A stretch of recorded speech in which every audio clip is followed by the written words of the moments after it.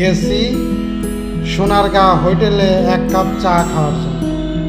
এই সোনারগাঁ হোটেলে চা খাইবার বইছি, এখন আশপাশ দিয়ে দেখি অনেক পরিচিত লোকজন আসছে।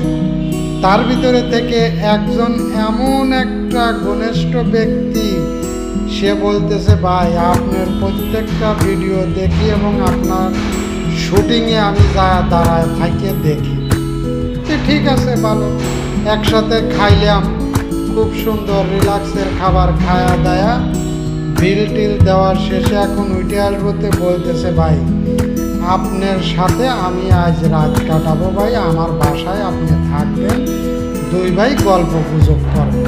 আচ্ছা ঠিক আছে।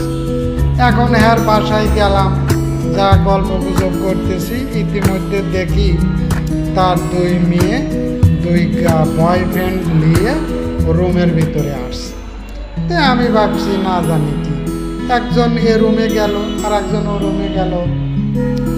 আমি আর সে দুইজন নিরিবিলে খাই দাই করে ঘুমাচ্ছি। আমি সকালবেলা দেখি যে পোশাক পরে তারা দুইজন ঢুকলো, সে পোশাক পরে আর বের হলো না।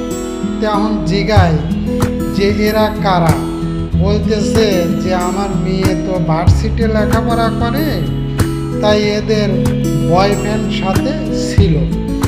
তখন আমি মাথায় হাত দিয়ে বলি, হাই রে, এখন এতে উঠবো কীভাবে? না ঠাসা পড়ে যাব, না মারাই যাব, না কি হইব আল্লাহ জানে। এই কথা ভাবতে ভাবতে লাস্টে বললাম যে আপনি কেমন মানুষ যে এই ধরনের মেয়ে আর এই ধরনের বাবা হয়ে সহ্য করে আপনারা থাকেন।